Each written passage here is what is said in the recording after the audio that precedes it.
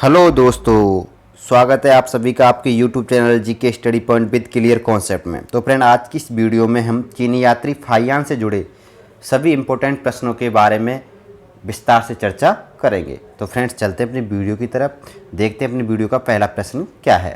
तो फ्रेंड, पहला प्रश्न है हमारे चीनी यात्री फाहियान से जुड़ा हुआ, वो ये है कि भारत की यात्रा पर आने वाला प्रथम चीनी यात्री कौन था। तो फ्रेंड्स, एक बात का और ध्यान रखना फ्रेंड्स, अगर आप हमारे चैनल पर बिल्कुल नए हो तो हमारे चैनल को सब्सक्राइब अवश्य कर लें तथा साथ साथ बेल आइकन को भी प्रेस कर लें। फ्रेंड्स, वीडियो को लाइक और शेयर अवश्य कर दें, ठीक है फ्रेंड्स। तो फ्रेंड्स, देखें हमारे कि भारत की यात्रा पर आने वाला प्रथम चीनी यात्री कौन था। देखो फ्रेंड्स, आज हम बात कर रहे हैं चीनी यात्री फाहियान के बारे में। तो फ्रेंड्स, भारत की यात्रा पर आने वाला प्रथम चीनी यात्री कौन था, तो याद रखना फाहियान था। यानी फाहियान से पहले कोई भी चीनी यात्री भारत की यात्रा पर नहीं आया था। भारत की यात्रा पर आने वाला प्रथम चीनी यात्री जो था वो कौन था, फाहियान था। फ्रेंड्स, एक बात याद रखनी है, ठीक है फ्रेंड्स। फाहियान भारत क्यों आया, किस लिए आया और क्या क्या करके गया, उन सभी प्रश्नों के बारे में आज हम अपनी इस वीडियो में बात करेंगे फ्रेंड्स। तो वीडियो को बिल्कुल स्किप नहीं करना, अंत तक अवश्य देखना है फ्रेंड्स। देखिए फ्रेंड्स, अगला प्रश्न हमारा कि फाहियान किसके शासनकाल में भारत आया था। तो फाहियान चंद्रगुप्त द्वितीय यानी विक्रम के शासनकाल में भारत आया था। चंद्रगुप्त द्वितीय को इतिहास में विक्रमादित्य के नाम से जाना जाता था फ्रेंड्स।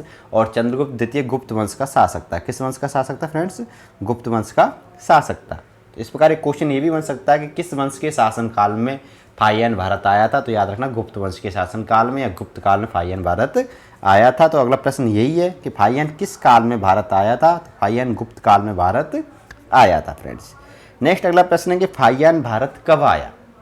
तो फ्रेंड्स, याद रखना, फाहियान 399 ईस्वी में भारत आया था। तो फ्रेंड्स, यहाँ से हमारे 4 प्रश्न फाहियान से संबंधित कंप्लीट हुए।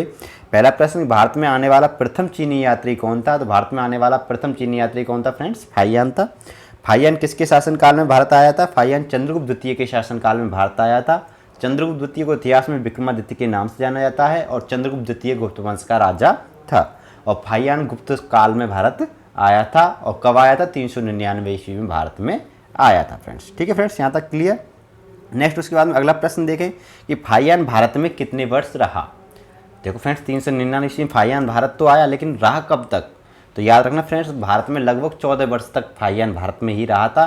399 ईस्वी में आया और 414 ईस्वी में ये यहाँ से गया था। यानी 414 ईस्वी में यहाँ से वापस लौटा और 399 ईस्वी में भारत आया। कुल मिला के कह सकते हैं भारत में लगभग 14 वर्ष तक फाहियान रहा था। और ये क्वेश्चन कई बार पूछा भी गया है फ्रेंड्स। ये जितने भी हम क्वेश्चन कराएं सभी इंपॉर्टेंट क्वेश्चन है, परीक्षाओं में पूछे जा चुके हैं फाहियान से संबंधित, बहुत पूछे जाते हैं फ्रेंड्स। इसलिए मैं बार बार कह रहा हूँ उस वीडियो को आपको अवश्य देखना है। तो इंपॉर्टेंट क्वेश्चन है। नेक्स्ट अगला प्रश्न है कि चीनी भाषा में फाहियान का तात्पर्य क्या होता है। यानी फाहियान का अर्थ क्या होता है चीनी भाषा में। तो याद रखना फ्रेंड्स, चीनी भाषा में फाहियान का अर्थ होता है धर्माचार्य। क्या होता है, धर्माचार्य। देखो कैसे, ये जो फा होता है इसका अर्थ चीनी भाषा में धर्म होता है। क्या होता है फ्रेंड्स, धर्म। और हियान का अर्थ क्या होता है, चीनी भाषा में आचार्य होता है। तो इस प्रकार फा और हियान दोनों मिलकर क्या बना, फाहियान बना। और इसका तात्पर्य क्या हुआ फ्रेंड्स, धर्माचार्य हुआ। ठीक है फ्रेंड्स, तो क्लियर हुआ। तो ये क्वेश्चन कई बार पूछा भी गया है, चीनी भाषा में फाहियान का अर्थ क्या होता है, धर्माचार्य होता है। नेक्स्ट अगला प्रश्न है कि फाहियान के बचपन का नाम क्या था। तो फाहियान के बचपन का नाम था फ्रेंड्स कुंड। ठीक है, क्या था, कुंड था। और फाहियान किसका शिष्य था, कुमारजीव का। यानी कुल मिला कह सकते हैं फाहियान के जो गुरु थे वो कुमारजीव थे। तो यहाँ से हमारे 4 प्रश्न और तैयार हुए कि फाहियान भारत में लगभग 14 वर्ष तक रहा। फाहियान का चीनी भाषा में धर्माचार्य होता है। फाहियान के बचपन का नाम क्या था, कुंड था। और फाहियान कुमारजीव का शिष्य था। यानी फाहियान के गुरु का नाम क्या था, कुमारजीव था। ठीक है फ्रेंड्स, क्लियर। नेक्स्ट उसके बाद में अगला प्रश्न देखिए, फाहियान भारत क्यों आया। तो याद रखना फ्रेंड्स, फाहियान भारत में बौद्ध ग्रंथों का अध्ययन करने तथा बौद्ध स्थानों को देखने की इच्छा से आया था। क्यों आया था फाहियान भारत में, बौद्ध ग्रंथों का अध्ययन करने तथा बौद्ध स्थानों को देखने की लालसा से भारत में आया था। नेक्स्ट अगला प्रश्न है कि फाहियान ने किस पुस्तक की रचना की। तो फ्रेंड्स, बहुत इंपॉर्टेंट पुस्तक है, कई बार पेपरों में पूछी गई है, मोस्टली है, इंपॉर्टेंट है, याद कर लो कि फाहियान ने फूको की नामक पुस्तक की रचना की थी भारत के भ्रमण के दौरान। तो इस पुस्तक में उन्होंने क्या क्या लिखा था फ्रेंड्स, ये भी याद रखना कि फाहियान के ग्रंथ फूको की में किसका उल्लेख मिलता है, बौद्ध राज्यों का। यानी जो जो राज्य बौद्ध धर्म से जुड़े हुए थे, जहाँ के राजा बौद्ध धर्म को, बौद्ध महात्मा बुद्ध के अनुयायी थे, उन राज्यों को भ्रमण इसने किया और उन राज्यों के बारे में इसने इस ग्रंथ में लिखा। दूसरा उन्होंने और क्या लिखा, गौतम बुद्ध के उपदेश। गौतम बुद्ध ने जहाँ जहाँ जाकर अपने अपने बौद्ध धर्म के उपदेश दिए, उन सभी उपदेशों को उन्होंने इस पुस्तक में लिखा। बौद्ध मंदिरों के बारे में लिखा। बौद्ध स्तूपों के बारे में लिखा एवं बौद्ध विहारों के बारे में लिखा था। किसने? फाहियान ने अपनी पुस्तक फुकोकी में। एक बात याद रखनी है, इंपॉर्टेंट बात यह है कि इन्होंने अपनी इस पुस्तक फुकोकी में बौद्ध धर्म से जुड़े सिद्धांतों का कोई भी उल्लेख नहीं किया। बस यही बात इंपॉर्टेंट है ये कि अपनी पुस्तक फुकोकी में इन्होंने किस चीज़ का उल्लेख नहीं किया है। तो याद रखना है, इन्होंने उल्लेख नहीं किया किस चीज़ का? बौद्ध धर्म के सिद्धांतों का इन्होंने अपनी इस पुस्तक में उल्लेख नहीं किया है। तो याद रखना है फ्रेंड्स कि फाहियान भारत क्यों आया? बौद्ध धर्म का अध्ययन करने के लिए और बौद्ध स्थानों को देखने की इच्छा से।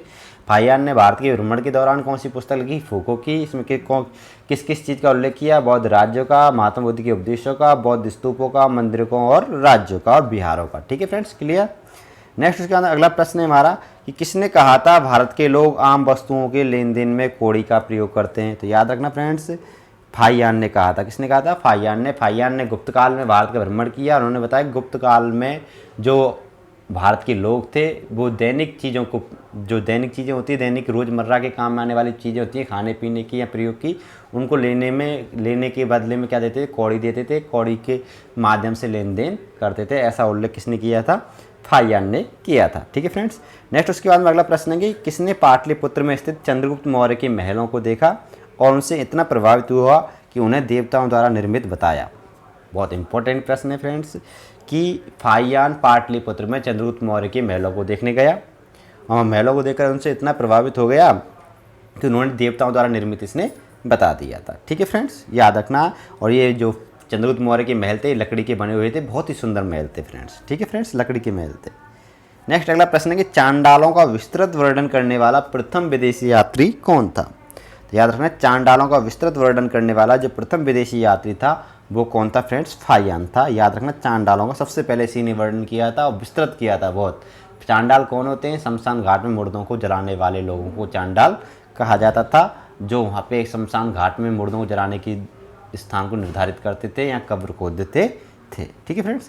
नेक्स्ट अगला प्रश्न है हमारा, चीनी लेखक भारत का उल्लेख किस नाम से करते थे? ये बहुत इंपॉर्टेंट प्रश्न है कि चीनी लेखक भारत में आते तो थे लेकिन वो भारत का नाम चीनी भाषा में किस नाम से लिखते थे? यिंतु या थियांतु। यानी भारत का उल्लेख किस नाम से करते थे? इंतु या थियांतु के नाम से करते थे। बहुत ही मोस्ट क्वेश्चन है, कई बार पेपरों में पूछा गया है कि चीनी लेखक भारत का उल्लेख किस नाम से करते हैं? इंतु या थियांतु। ठीक है फ्रेंड्स।